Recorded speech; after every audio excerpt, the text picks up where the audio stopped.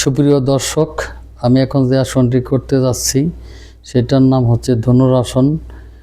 দেহ ধনুকের মতো আকার ধারণ করে, এই জন্য এর নাম হচ্ছে ধনুরাসন। উপর হয়ে শুয়ে পড়ি। শুয়ে পড়ার পরে এইভাবে হাত দুটোকে রাখি, এরপরে হাত দুটো দিয়ে পা দুটোকে হাঁটু ভেঙে এইভাবে রাখি, এইভাবে ধরে রাখি এইভাবে ধনুকের মতো ধরে রাখি এইভাবে সমস্ত শরীরটাকে শিথিল করে এইভাবে 30 সেকেন্ড ধরে রাখি।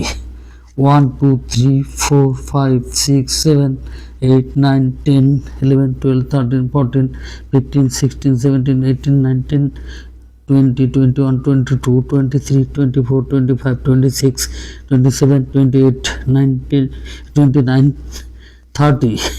এরপর আবার সবাসন এইভাবে শুরু করি, এভাবে 10 সেকেন্ড থাকি। এইভাবে 4 বার করতে হবে। 1 2 3 4 5 6 7 8 9 10। আবার ধনুকের মতো ধরে রাখি, এইভাবে ধরে রাখি পা দুটোকে ভাগ করে ধরে রাখি, ঠিক এভাবে ধরে রাখি। 1 2 3 4 5 6 7 8 9 10 11 12 13 14 15 16 17 18 19 20 21 22 23 24 25 26 27 28 29 30। আবার সবার সঙ্গে যাই, এবার 10 সেকেন্ড ধরে রাখি। 1 2 3 4 5 6 7 8 9 10। এবার আবার ধরে রাখি, এভাবে ধনুকের মতো রাখি। 1 2 3 4 5 6 7 8 9 10 11 12 13 14 15 16 17 18 19 20 21 22 23 24 25 26 27 28 29 30। আবার সবার সাথে এবার 10 সেকেন্ড রাখি। 3 বার করলাম, আরেকবার করবো। এভাবে করলে আপনার আবার লাস্টবার করি, এভাবে ঠিক ধনুকের মতো এইভাবে ধরে রাখি। 1 2 3 4 5 6 7 8 9 10 11 12 13 14 15 16 17 18 19 20 21 22 23 24 25 26 27 28 29 30। আবার ছেড়ে দিই,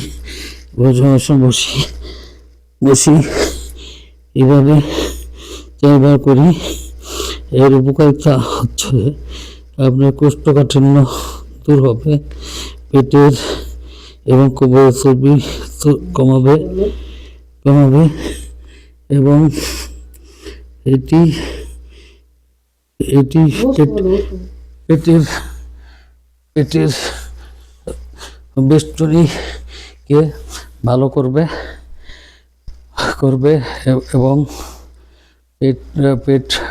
পেটের গ্রন্থনালী যেটা সেটাকে ভালো করবে, অ্যাডনল কে ভালো রাখবে। ভুজঙ্গাসন, স্থলবাসন, ধনুরাসন এই 3টি মিলে একটি পূর্ণাঙ্গাসন। ভুজঙ্গাসনে শরীরের উপরিভাগ এবং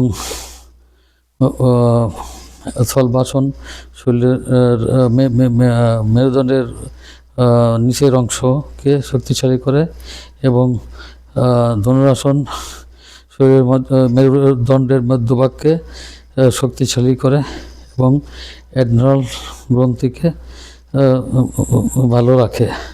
আপনারা এভাবে এই ব্যায়ামটি করবেন এবং শরীরের কোষ্ঠকাঠিন্য সবসময় দূর হবে, আপনার শরীর ভালো থাকবে। আপনারা আমার বিডি এক্সারসাইজ চ্যানেলকে ভিডিওটা দেখে লাইক শেয়ার কমেন্টস করবেন। সবাইকে সালাম জানিয়ে শেষ করছি। আসসালামু আলাইকুম।